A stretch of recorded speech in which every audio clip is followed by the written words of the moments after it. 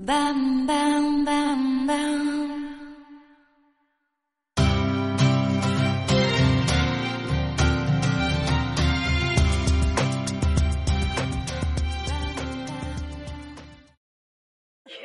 Hi, this is Lady Liberty of RaisingMeRow.com and of ProjectWorldSchool.com, and this is Worldschooling Talk, episode number 6. And I'm really happy to be having a wonderful conversation with Jessica today. And Jessica and I are blogging friends, and we've been members of some of the online communities for a number of, well, I wouldn't say years, but for some time now. At least a year, I would say. Yeah. Probably I'd say at least a year. So we've connected over the year in different capacities, and I'm just really, really happy to have the opportunity to talk to you today because I've been following your journey into world schooling this far, and I think your journey and what we're going to talk about today is really going to be helpful for a lot of families that are thinking about embarking on this lifestyle. So welcome. Thank you. So go ahead and share with our audience briefly about yourself and your family. So it's my husband and I and 2 kids, Avalon age 10 and Largo age 7. And we come from, most recently, from Boston, actually Cambridge, Massachusetts, but we've lived all over the U.S. And we were, I don't know let's see, what would be the best thing to tell you about us? What specifically would you like to know about us? Well, tell us about your schooling style and about your travel before you... Okay. So we are world/homeschoolers presently.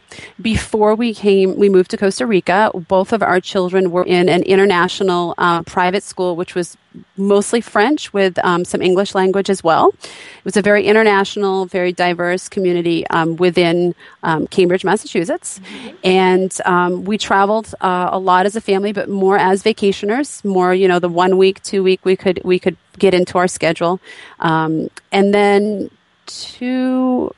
about a year and a half ago, I said to my husband, what are we doing? I work from home. I can go any place in the world. Why am I staying in Cambridge for the summer?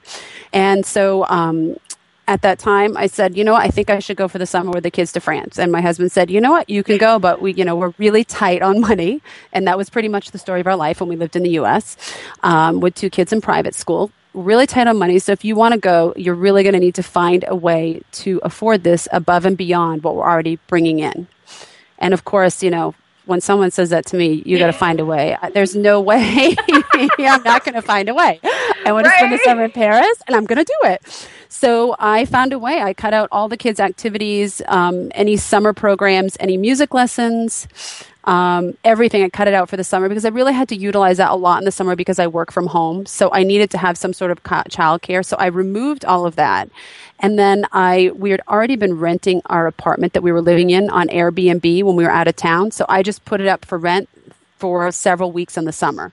And my husband had agreed that he would stay someplace else and we could rent it out because we made quite a bit of money when we would rent it out. Mm-hmm. And through that and through cutting out all of their activities through the summer, I was able to afford for us to live in Paris for 7 weeks. And I ended up taking, I believe, it's on my blog, but I believe it was about $650 additional money out. The rest was all funded by cutting other stuff out and renting out our apartment. Amazing. Now, all that being said, my husband said, hey, I really want to go too, but I have this corporate job. How am I going to do this? So he went to his company and he chatted with them about maybe coming for part of the time and maybe working there a little bit. And they said, if you want to go the entire time, you can work from the Paris office. His company had a Paris office there. So off we went, 2 adults, 2 kids, and we lived in a small 1-bedroom apartment in Paris for the summer. And it was a fabulous summer. Long story short, we came back and we said, we've got to make a lifestyle change. And we had been planning to make a lifestyle change for 7 years, but we had been hoping to travel through a nice, cushy expat package. No worries, no stress, completely basically funded, safe, a safe way to travel. And that was not working out for us. So when we came back from Paris, we finally said, we got to figure out a way to do this on our own and make it happen. And we came back in August, and September 1st, we started every single night after we were done work and the kids were in bed and life was, everyone else in the world was probably going to bed.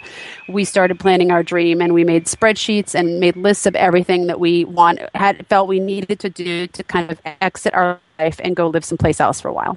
And it took us an entire year. And, fast forward, here we are in Costa Rica. And you guys, I'm sorry, go ahead, you arrived in Costa Rica how many months ago? 3.5 months ago. 3.5 months ago. Okay, so before we get into the Costa Rica experience, the first question I have for everybody that I interview is, can you describe your world schooling style? Yes. And I know you touched on it. Now, take into consideration, I'm very new at this. I knew absolutely nothing about world schooling, unschooling, homeschooling, anything like that until about 2 years ago when I started learning and researching. Our daughter wanted to be homeschooled, and my husband, who was parochial school educated, all boys Catholic parochial, and I was public, were like, what? What's that? We really were like, I've heard of it. Right. I've heard of people do this, but we had no idea really what was involved. So I started researching, and I would report back to my husband my findings, and that we started. Our friend Jennifer over at Adventure Project recommended that we solidify our philosophy before we move forward with any curriculum or anything like that. So we came up.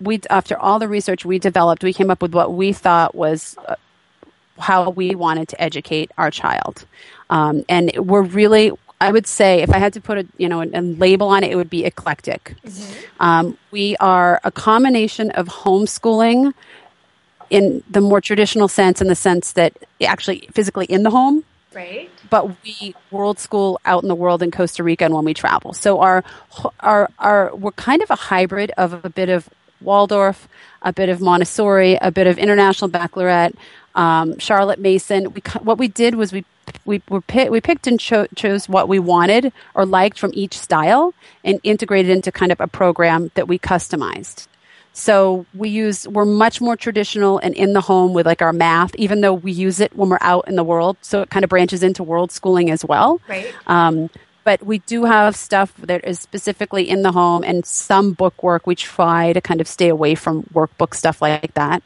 We're definitely more alternative in that, but I know everyone has their different definition of what is homeschooling and what is world schooling. So for us, the homeschooling aspect of it is the stuff that we actually do in the home that obviously branches into world school, but kind of has to be done in the home or in the car or in that respect. Avalon has French language, which she actually does in someone else's home with a teacher, which I consider that homeschooling, but I also consider it world schooling too. Does that make sense? Because I'm branching into both areas. So I struggle to call us homeschoolers or world schoolers, but the reason I kind of always go back to bringing in the homeschooling is because we're not just out in the world schooling. Well, but you know what? That's not true. World schooling is, you can define it however you want. There is no one singular way to world school, and there's no rule book or anything. It's how you define it, and that's the freedom that I like behind the definition of world schooling. The definition is all inclusive. So it's how you define it and how it works for your family. And that's interesting that you say that, because I feel like, particularly when I'm writing about it or speaking with people, I feel like I'm kind of world/homeschooling. And I personally feel like I just kind of want to call it world schooling. But I feel, like you said, it is your thing. Because I think, it's particularly now because we're in Costa Rica, I do feel like everything we're doing is world schooling. Let me ask you this.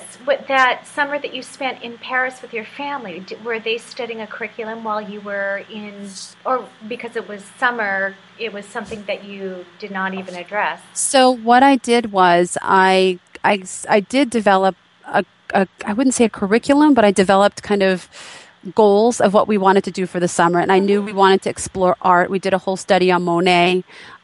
We spent a lot of time at the museums. We studied the food. So I would say that was, we world schooled there, obviously, but it was not anything that was rigid. Right. We did a lot of journaling, a lot of art, a lot of speaking with people and talking with people out in the world. That was pretty much, if a kid was to look at it and say, a kid who's traditionally educated, did you school over the summer? They would absolutely say yes. Kids that are world school, they would not consider that schooling. That's just out in the world doing stuff, Right, right. And It makes sense. I think what makes world schooling different than just traveling is the intentionality to learn, to actually, expand your knowledge base while you're traveling. That is learning. Right. That is education. Education is defined as acquiring a greater knowledge base. There's not one particular way of doing it. We have added the idea that you have to be tested upon it in order for it to be real. And we have to have somebody teach us versus having the experience in order for it to be valid within the paradigm of traditional schooling. So we're obliterating that entire concept of there has to be testing and be taught in order to have a valid educational experience. And world schooling supports that. Right.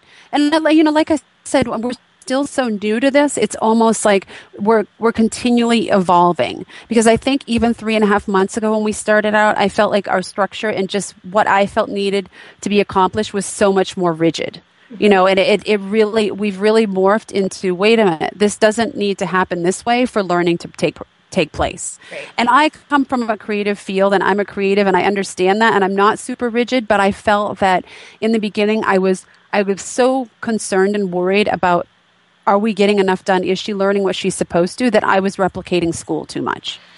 And she did love school, but I was learning to, and I feel like in 3.5 months, we've all come so far in this process, and I'm really excited to see where we'll even be 6 months from now, if that makes sense. Like, I feel like each week, each month, we're getting so much better at this, my husband and I, and really finding value in this so much more. And I think that is really key, is to keep an open mind, to let kind of the process happen and realize some things don't work and some things do work. So I made the decision to cut back on my work a little bit more so I could be more flexible with her, so I would not feel the stress of, oh, she's got to get this done because I need to get this done. And if this isn't done, I needed to relax a little bit. We would always do math first thing in the morning because my husband would help her with that, and he needed to get to work. Well, that did not work. There were weeks and weeks of just drama and stress related to it. And we talked with her, and she said, I just can't do math when I first wake up in the morning. I don't like it. I couldn't either. And you know what? It was that easy. It was that easy of just talking to her. And she said, I just can't do it. And we said, okay, if this isn't working, although it works for our schedule, we're going to find a way to make this work for your schedule, because this is supposed to be a fantastic, wonderful, amazing experience. And it's not going to be if you're getting up dreading the first thing you have to do when you wake in the morning. Absolutely. We approach our education from the unschooling philosophy. So we're not, there's nothing rigid about our approach at all. But we've also adapted the unschooling learning paradigm to our family paradigm, meaning we function within a partnership paradigm, because unschooling, you partner with your child, you allow your child to direct the learning based on their interests, and as a parent, you're engaged and you support and create all the opportunities that they need, the mentors, the classes, the whatever. Right. But taking that outside of the education, you could still direct the education, but it sounds to me like you've adapted a family partnership paradigm to see what works and how you guys can learn to live, in the same house while educating, while working, while living in a foreign country, while doing all of these things. And I think you tapped on it. It was as simple as talking to her. It is. I mean, it really is. And, sometimes it takes a while, I think, as a parent to get to that point. And even when you are at that point, you sometimes, I think, can go backwards a bit, And there have been moments where I haven't even had to ask. She's just said, this doesn't work for me. Love that. Which is really, I find that incredibly insightful for a 10-year-old, because I just don't know if I would have been like that at 10. I mean, I came from a different generation where there was a definite separation between parent and child. Right. And a level of authority. So I was raised very different. Not that it was bad, but just a very different generation. And so I love this kind of working together to find out what works for the child, because you know what, they're only going to grow and produce and love more when they're happier. Absolutely. And I found that really, really works for us. And it doesn't take that much to make them happy. No. You know what I'm saying? They just want to be heard. They want to have a say-so and a part in this. And I think that's something that I really want to bring even into our program more for like next year when I start developing. Is at this time, what I did was I took, for the more traditional stuff, I took the curriculum of what they were going to learn in 5th grade at her school and kind of developed a curriculum around that, because I was so new to this. I wasn't confident in knowing what I should be teaching her. And now I feel more like it's not about what I'm teaching her or what I'm giving her the resources to learn through, because we use a lot of living books and stuff that's self-directed and project-based. I'm realizing that it's really important that she has say-so in this, and that we sit and we discuss, instead of saying, okay, this year we're going to learn about immigration, let's talk about what you want to learn about. And I think that's really going to make a huge, huge difference. And like I said, I'm so new to this, but I feel like I'm learning a lot this year, and I really feel like that we've learned a lot and morphed a lot, and next year is going to be even better. Absolutely. And you're doing it as a family. So it's not just one person who's responsible for making a change in their own personal philosophies. Your family is experiencing this and being flexible and morphing into what works. And that is important. And I really can't speak for anyone who's listening who they're not in it as a family, because I'm not in that situation. But I do know being in it together is a really, really big deal. I mean, I definitely pull more of the homeschooling, Worldschooling workload of it with my schedule in comparison to my husband's, but he is 110% on board. And I would say him and her were definitely the two, that were the driving force to doing this. She wanted to do it, and he really thought it was a great idea. And then I just kind of did the research and put it all together. And I'm 110% on board as well, but I really feel like I think that's important, that we work as a unit.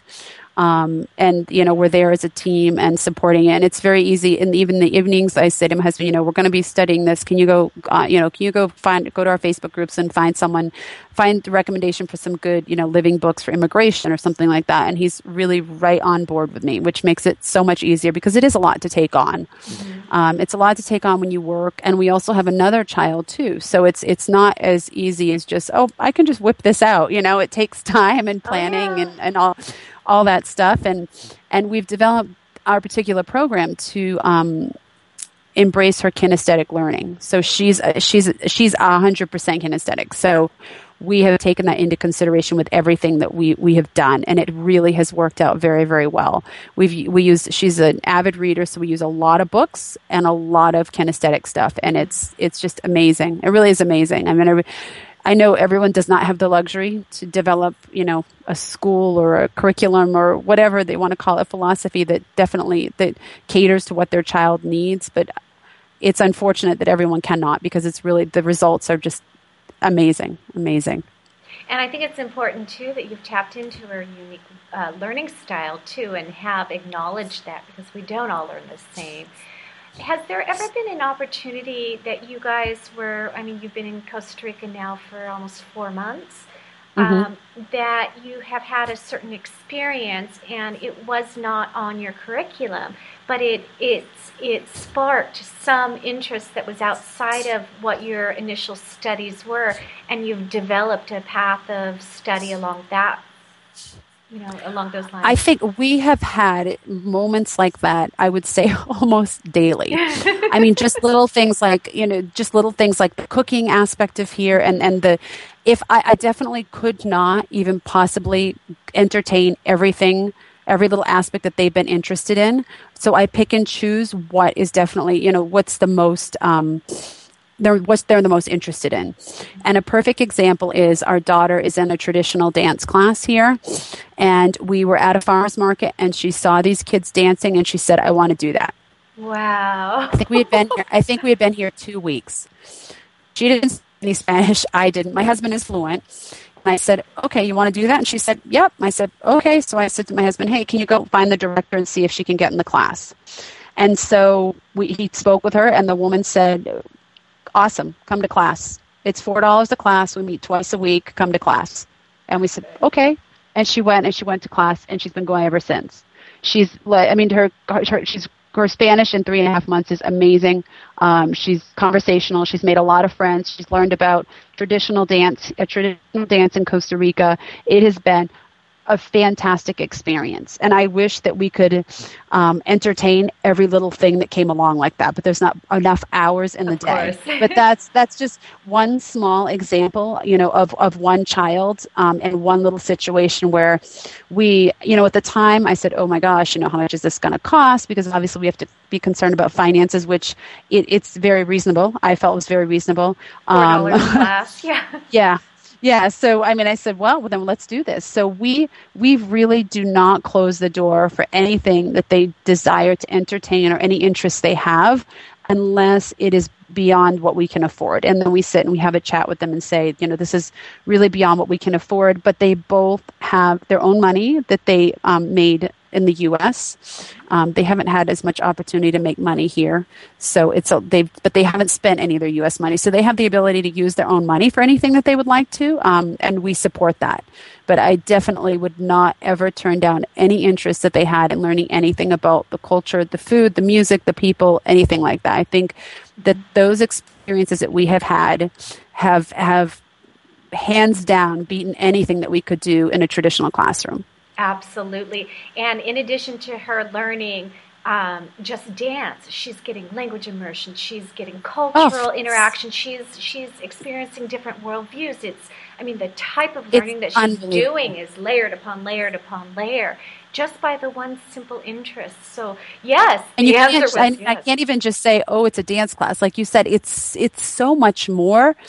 It's so much more. I feel like I should be paying them like thousands of dollars to take her for the day. You know what I mean? Right. There's so much value in it. I could not have gotten something like this for $4 in the U.S. There's no way. Speaking of value, do you want to share a little bit about the types of adjustments that you've had to make, both mentally, emotionally, spatially, just as you've transitioned into this lifestyle? So let's start with me personally, and then we can talk about the family. Okay. I knew I would have the hardest transition of the family, and not because I don't transition well, because I could live out of a backpack for the rest of my life. I just am very nomadic. But the problem for me was that I had a lot of responsibility within the family, and I took on home world schooling, and then I took on, I don't speak the language. For me, it's been really difficult because I'm extremely independent. I don't like to depend on people. So now I ask a lot of questions. So anytime I would go any place, I had to everything had to be filtered through my husband, and I couldn't really have a conversation with anyone. And I'm learning Spanish now, but it's still difficult for me, and that's been a tough transition. So taking on home and world schooling and not knowing exactly how much time it was going to take out of my normal work day, because I work full time from home as well. So that transition was really tough in the beginning, because I would be dealing with home world schooling stuff all day, and then my son would come home and I'd want to spend some time with him, and then it was dinner, and before it was like 7 or 8 p.m. before I would start my work day, and I was like, oh my gosh, I can't do that. So we have made changes to make that not such a long day for me. But that transition was tough for me. The transition of not speaking the language, which I'm still in the middle of. And also the transition of sharing my space. I was not used to sharing my space, and I was used to having from 9 to 3 with no interruptions, and I would get my work done during those hours, and I would time manage very well. So those 3 things for me were a big transition. And it was really tough for me. I never once regretted coming here, but that transition personally, I could not figure out how I was ever going to get more hours out of the day or simplify down my day to less hours. And it's still a work in progress for me, but I'm getting much better. I've cut back my graphic design work a bit so I can focus more on the homeschooling and family stuff. At least at this point in our life, I feel that's what I need to do. And quite frankly, that's what I want to be doing. And I also am spending more time on my blog, which is something I have a passion for as well. Right. So those were my kind of transitions. Now, as a family, what I had not anticipated was our family dynamic and the transition for our family, because we had always been very much a family unit. We'd gotten along really well. We'd never had any issues or any complications or anything like that. I never once considered as a family that there would be a transition. It just did. I don't know why, looking at it now, but it just didn't cross my mind. I just figured kids would miss that. I might miss this. Husband would be fine. Yeah. That's it, have a cup of coffee and call it a day. So what was difficult is that we came here and everyone came with their own set of transitions that they had to deal with, but we also still had to behave as a family. Mm-hmm. And the number one transition, which was really challenging, was my husband left corporate America. And the idea was we would have enough money to sustain us for a certain period of time, but he did need to start his business and get clients. And what we did not factor was how long it would take us to kind of get life in order here. And I mean, we came very simple. We came with 2 bags each and 2 carry-ons. We rented a furnished apartment, but we did need to purchase a car, and I did have like some computer issues, which took a long time, and my computer went away for a while, which was another stressor, and didn't come back for 2 weeks. So you factor all those kind of, I call them life things. They're not specific to Costa Rica. They're just life things that are happening. But unfortunately, they happened in another country with a whole other set of stuff we had to deal with. So it took us a good 2 months to get to a point where we felt like, okay, now I can really get back to my other life and work and cook meals and, that kind of stuff and get organized. Well, in the process, my husband was panicking. Although we had the funds to sustain us for a certain period of time, he was panicking because he hadn't had time to look for clients because we had both been so busy with life.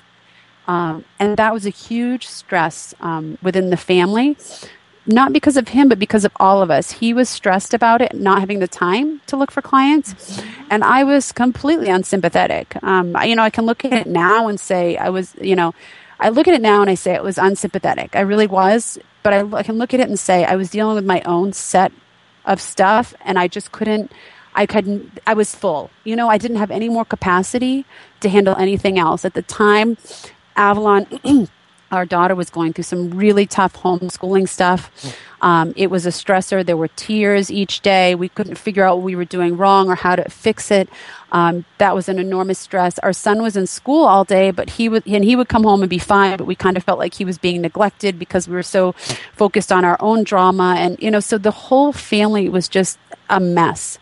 And we didn't know how to fix it. We didn't know how to be sympathetic, work with each other. It was really quite awful. We never once said, "Oh, I wish we wouldn't have come," or anything like that. And I was always, I'm a glass is half full type of gal. Even when the glass is never going to be half full, I'm still half full. When the glass is broken, I still think it's half full. So me too.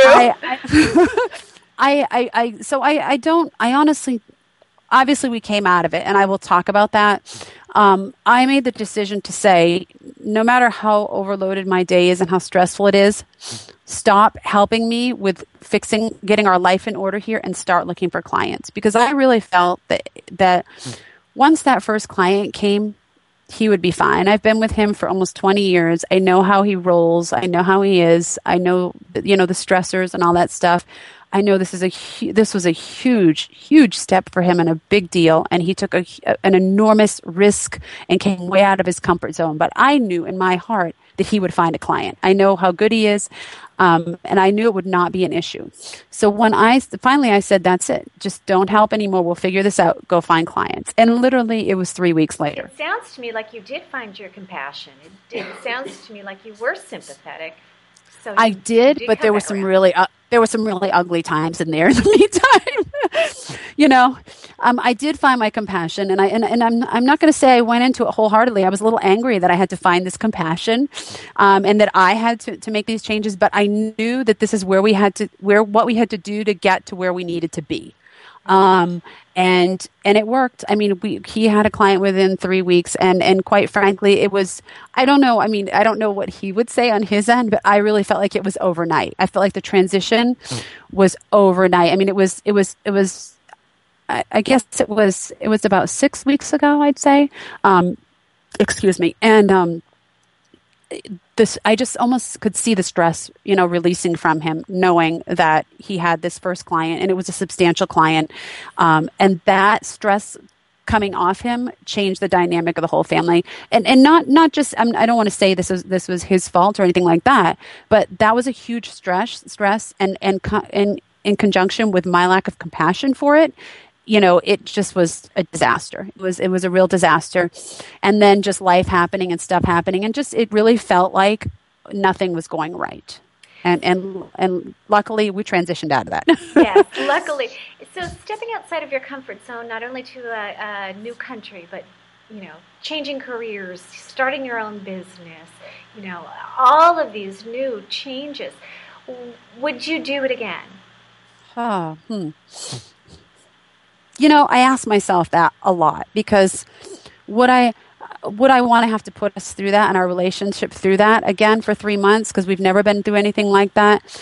I can't envision how we could have done it differently, because we were up till midnight every night for a year before we came here, making this work. We sold 80% of our possessions. We transferred everything digitally. It was no easy task, and there was no free time. So I don't know how.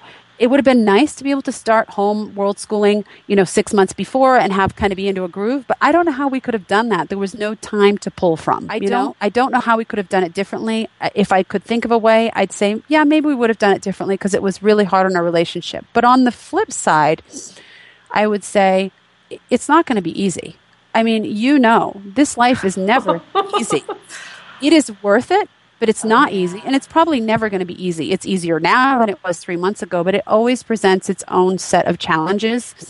And for whatever reason, and this is almost kind of crazy to say, but it was we'd never gone through anything like this before, and we pulled through, and we fought for this as a team, and we're going to have to do this again. Yeah. It's going to come up again. It may not be the same situation, but it's going to be a situation that's going to be challenging, that's going to be really hard, and we're going to be in another country, and we're going to have to work as a team and pull through it. So having come out of it okay, I would do it again. I mean, because I look at my life now, and I think our life is awesome. I love our life. Like, I can't imagine it being, and we're so early into this, but we're not tourists here. We live here. Like, we work, and our kids go to school, and they go to the doctors, and we take vacations because we're not on a year-long vacation. This is our life, and it's a pretty cool life. So yeah. I would sacrifice those 3 months again to have this great life. Do I want to have 3 months like this every year? No way. No. So what are some of the things that you're surprised that you and your family could actually move through together? What are some of those aha moments you've experienced as a result of putting yourself in different situations or stepping into the unknown? Boy, there's been so many. This doesn't really have anything specifically to do with Costa Rica, but an aha moment for my husband is this world homeschooling gig thing we got going on. I mean, I really, it's not that I didn't think I was capable, but I just didn't. It was so hard to get my head around how we were going to do this. I mean, how we were really going to be able to do this and educate our child. Not that I didn't think we were able to do it, but the whole idea of bringing this all together and really making it work is a big aha moment for me. I mean, this is so foreign to anything I've ever known, and it really is. I have moments daily where I say, look at what she's doing. And even with my son, too, he's not home world school, and he will be when he's ready at some point if he wants to. We just wanted to spend 2 more years developing his French language. So he's in a French school. But even I just have these moments with both of them where I'm like, wow, we're in another country. You kids don't speak the language. I mean, they do now, but they didn't when we came. And they're talking with other kids, and they're making it work, and they're doing things that adults would not do. They're doing things that scare me. And I just, it's just amazing to me. There's a lot of those, moments where I can't, I look at it and say, wow, why didn't we do this years ago? But then I look at it and I say, I'm so grateful we did it, because the passion, the desire was always there. And there are a lot of people that have the passion and desire to do things, whatever they are, and they don't do them and they regret them. So. Well, what makes you different? How is it that you were able to access that place, that bravery within inside of you and each person in your family to be able to step outside of your comfort zone? I know for me, and I'm not going to deny the fact that I was definitely the driving force behind this. My husband loves to travel and wants to travel, but the fear of how would we make money was debilitating for him. It was just too much. And he fought that and overcame it. But it was really hard for him. I really had to push and drive and, say, we can do this. And for me, why me? Why did we do this? I really have very little fear. And I think, my mom used to say when I was growing up, I would jump into the pool and then check to see if there was water. Well, as a child, that would not have served me very well. And luckily I did not die. But as an adult, it has been very beneficial for me. It has so far has not steered me wrong. Of course, I have made some mistakes. I'm not perfect. I made a lot of mistakes in my 20s. And I learned from all of them. But I think for me, I don't know if this is a genetic thing. I just don't know what it is. I haven't done enough studies on fear, but I don't have a lot of fear. I just feel like things will work themselves out. And if they don't, then I start over.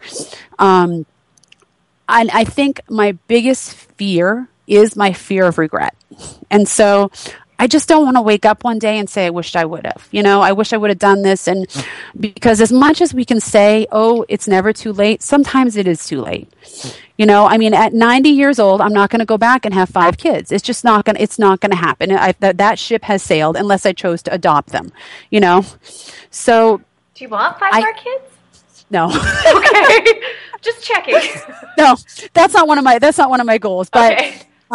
So to answer your question, I think I just lack that some wires just didn't get connected in that fear component. I just don't worry about things like that. I just don't have a fear, but I think things will work itself out. And I think part of it is because I consider myself quite scrappy in the sense that I'm educated. I'm a graphic designer, but fine. We can't pay the bills. I will go do whatever needs to be done to pay the bills. I will find a way. And I've been, we had 2 kids in a very expensive private school in Boston, and the funds were tight. And so I said, how are we going to afford this? Because I want to keep them in this school for at least, a couple of years and then go travel. And I figured out, well, you know what? People are renting their places on Airbnb. So we rented our apartment on Airbnb for $250 a night whenever we were out of town. And if someone wanted it when we weren't out of town, we would stay up the street at the No-Tel Motel for $100 a night and profit $150 at our place. And we would drag the kids and the keyboard and the homework and the dog, and we would go sleep there. And it was nasty and whatever, but the goal was met and we made it happen. So I think the combination of I just don't have a lot of fear and that I'm quite scrappy in the sense that if any of these fears that are back there do come true, I'll figure out a way around it. Is scrappy the same thing as resourcefulness? Pretty much, yeah. Okay, because I always say I'm very resourceful. Yeah, scrappy. It's kind of, basically. Okay. It's a less sophisticated version of Got resourceful. It. We are so similar in many ways in terms of, what, I don't care what's going to, stepping into the unknown, we're going to figure out a way to make it work, and we do. So. And the other thing is, I'm a big believer on, I do jump into some things blind, but I also do educate myself on things. So before this was even when we were going to go be expats with this cushy package, I started researching back then people doing this without the cushy package. So I developed a tribe and a community and tapped into these resources and asked people, how are you doing this? And what are your challenges? And kind of basically asking every question, even if it was probably out of line. They could choose not to answer it, to kind of figure out how this is working and how people are doing it, and is it possible. And what I learned was, because my first idea was that, oh, these are all people at trust fund kids, or they're definitely funded through parent funding. And that's what a lot of the people that I speak with think, how people travel. And so I learned so much how, wow, people are doing this on their own. And they're making it work, and they're finding out a way because they want to. This is their passion, and this is what they want. And when you have that passion and you want something, you will find a way to make it happen. Absolutely, absolutely. What changes have you seen in your kids from being? Oh my gosh! Well, share. I mean, it's been to preface this. Obviously, they have me as a mom who is crazy fearless. They have my husband, who's an accountant, but he is a pretty crazy accountant as well. And although he has more of a fear component, he's a pretty eccentric guy as well. So they have not lived necessarily a very traditional fear, a lack of fear type life where they've been very sheltered. So it was not like they went from like a bubble into this thing and it was overwhelming for them. It was a pretty seamless transition in the sense that they have traveled enough with us, and they spent the summer in Paris, and they spent time in India. So they understand other cultures and different types of food and music and all that kind of stuff. That's not new to them, but they had never lived in it like full time. Like, this is my life. It was still, even though we were, there were longer periods of time, we were still vacationers / travelers. So as much as I didn't think I'd see that much of a transition, I have seen an enormous transition. And it's the little things, but they're so, it's just unbelievable. They are so open to learning about other people and cultures, and they always have been, but almost a kind of under our shoulder traveling with us, right, as our like mini-me's.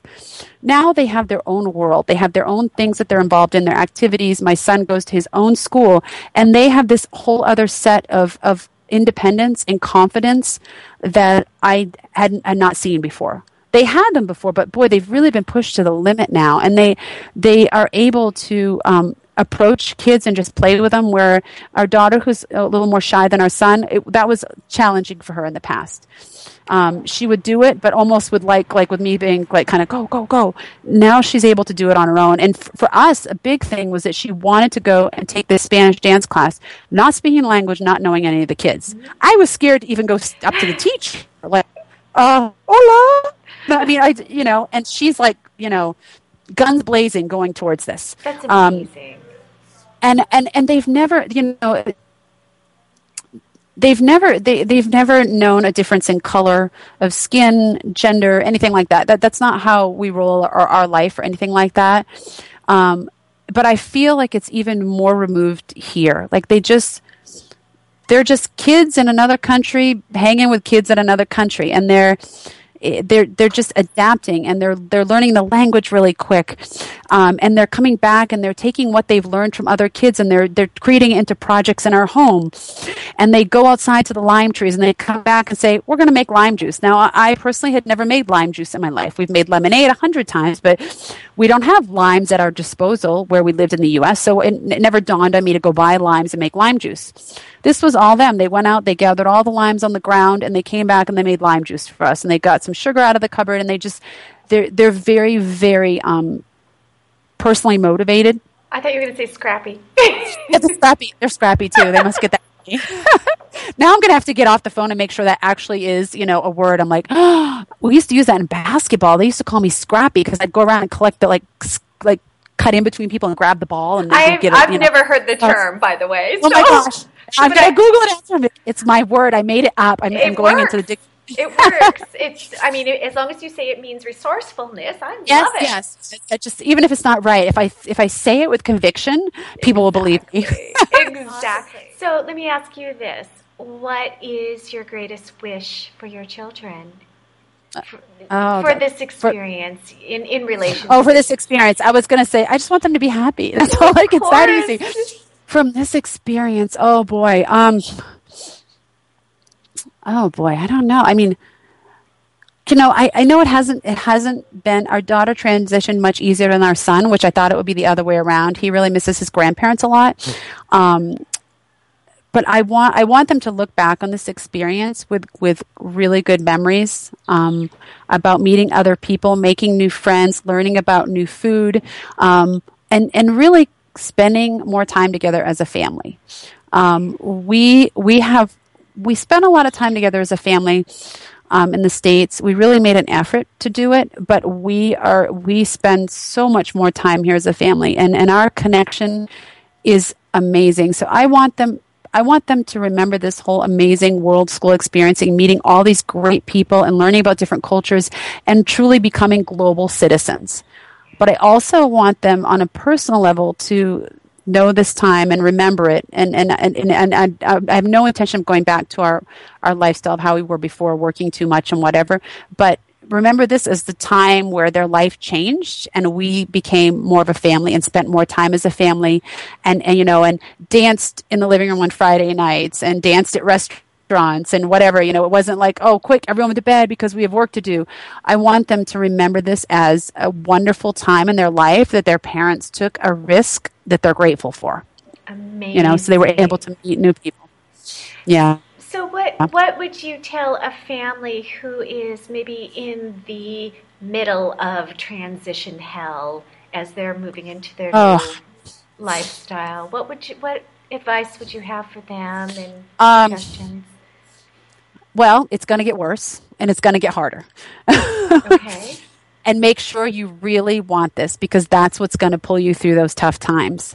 But it is possible. It is possible. We are just two ordinary people. We're not here on parents' funding, trust funds, anything like that. We're two normal people who lived in a house at one point in a cute suburb and moved in and started downsizing our life and moved into an apartment and did this process. It took us a year, but it can be done. Just don't give up. Don't give up. Make sure you really want it, because it's a lot of work. And it's going to continue to be a lot of work. Yes. But it is hard. I wish I could say something like, what, it's not going to be that hard. It is. It's hard. It's really hard. And it's hard just in the planning process, but it's hard if you're transitioning from this a certain type of a U.S. life. If you have to sell things and downsize, and then there's the whole aspect of the people on the side, like, oh, you're going to really screw up your kids, or, where's the stability? That's my favorite one. Where's the stability? Hello? Two parents with the kids all day? I don't know how more stable you can get than that. Right. So I think while you're in this planning process, excuse me, not only are you dealing with your own emotions and lack of sleep most of the time, but you're dealing with I'm sure there's people there that are supporting you, because we had people in our bubble that were supporting us, but there are also people there who are like, you can't do this, you're doing, you're crazy. Right. So you have so many physical, emotional, financial elements that you have to deal with. It seems overwhelming. It really seems like you're not going to get there. It's not going to happen, but you will, because I am not the first person to do this. No. I will not be the last. People do it. So your world schooling style is living as an expat family and addressing your education through eclectic means. And I think that's perfect. Exactly. It's perfect for your family, and it works, and you are a success story. I'm excited to see, how it's going to evolve and how it's going to change. And I think, the ability for us to be flexible, especially, as we get older, we're sometimes not always really flexible. We become more set in our ways. So I think this has been really good for my husband and I, because it's taught us to, not be so set in our ways and be more flexible. And I think it's really enriched our lives as a family as well as a couple. Wonderful. Well, thank you so much for sharing your experience. Thank you. We'll check back in 6 months. We'll probably be in Peru, and We look forward to seeing you in person at some point. Thank you for having me. Thank you Bye. for being on our show. Bye.